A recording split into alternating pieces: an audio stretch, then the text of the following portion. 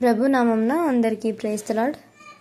అలసిన వానికి ఊరడించు మాటలు అను పుస్తకంలో నుండి ఏప్రిల్ 26వ తారీఖున, నీవు నాకుండగా లోకంలోనిది ఏదియూ నాకు అక్కర్లేదు. కీర్తనల గ్రంథము 73వ అధ్యాయము 25వ వచనం. ప్రభువు ఏలాగున ఉన్నాడో అలాగున మనం ఆయనను చూచటలేదు కనుకనే ఓడిపోయిన జీవితము జీవించుదుము. మన కన్నులు స్థిరముగా ఒకవైపు చూడక ఒక కన్ను ప్రభువు మీద, ఒక కన్ను లోకం మీద ఉంచుదుము. చాలా సంవత్సరముల క్రిందట అలహాబాదులో నేను ఒక దుకాణదారుని చూచితిని. అతడు బ్రాహ్మణుడు. దుకాణంలో ఒక ప్రక్కన విగ్రహములను ఉంచెను, ఇంకొక ప్రక్క తాను అమ్ము వస్తువులైన పంచదార, బియ్యము మొదలగు వాటిని ఉంచెను. ఎవరైనాను కొనుటకు వచ్చిన ఎడల వారి పని చూచెడివాడు. మరలా అటు ప్రక్కకు పోయి విగ్రహములను పూజించుటకు వచ్చిన వారి పని చూచెడివాడు. తెలివిగా 2 పనులు చేసేవాడు. అతనికి ఖాతాదారులను ఏ విధంగా మోసగించవలెనో తెలియను. అదే సమయంలో విగ్రహములను ఎట్లు పూజించవలెనో కూడా తెలియను. కొంతమంది విశ్వాసుల విషయం కూడా అంతే. వారు ఒక కన్ను ప్రభువు మీద, ఇంకొకటి వేరొక దాని మీద ఉంచుదురు. అందుచేతనే వారు ఆత్మీయముగా గుడ్డివారవుదురు. మీరు నిజముగా ఆయనను చూడగోరిన ఎడల నీ కన్నులు ఆయన మీదనే ఉంచవలెను. మనతో ఏ సంబంధము లేని వ్యక్తుల వైపు, వస్తువుల వైపు చూచుచు మన సమయమును వ్యర్థపుచ్చుదుము. అందుచేతనే మన జీవితము గొడ్డుబారి ఉండును. అపోస్తలుడైన పౌలు వంటి వారు కూడా మోసగించబడిరి.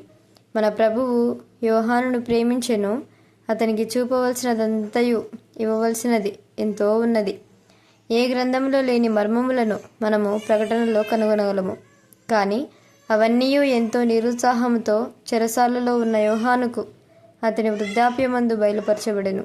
అప్పుడే అతడు ఎవరు చూడని విషయములను చూడగలిగాను. దేవుడు అతనికి పరలోకమంతటినీ, ఆయన రాజ్యమంతటినీ చూపించగలిగాను. ఇట్టి ఆధిక్యత మనకును కలదు.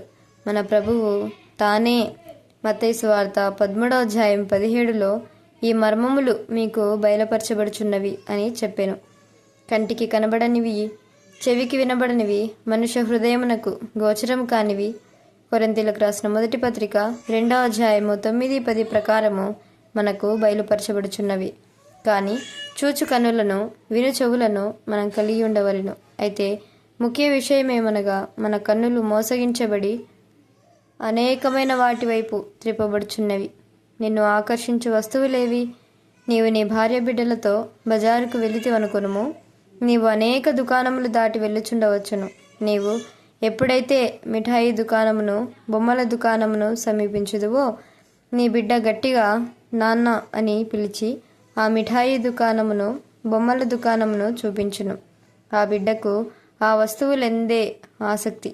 మీరు చీరల దుకాణం దాటి వెళ్ళుచుండగా నీ భార్య ఆ అందమైన చీరను చూడుము అని నీతో చెప్పును. ఆ విధముగా మనమందరము ఎక్కువ ఇష్టపడు వస్తువుల ద్వారా ఆకర్షించబడుదుము. ఆయన వైపుకు మాత్రమే ఆకర్షింపబడు కన్నులు ప్రభువు నీకిచ్చినని చెప్పగలవా? లేని ఎడల కీర్తనాకారుని వలె కీర్తనల గ్రంథము 119వ అధ్యాయం 18లో ఉన్నట్లు, నేను చూచున్నట్లు నీవు నా కన్నులు తెరువుము అని ప్రార్థించవలెను. చూచు కన్నుల నిమ్మని నీవు ప్రభువును అడగవలెను. అప్పుడు నీవెన్నడూ చూడని విధముగా యేసు ప్రభువు యొక్క మహిమా సౌందర్యములను చూచెదవు. యేసు వైపు చూడుము, ఆయన వైపే చూచుచుండుము. మరియు ఏ స్త్రీ గాని, పురుషుడు గాని మరి ఏదైనాను నీ దృష్టిని ఆయన నుండి తొలగించనీయకుము. ఆమేన్.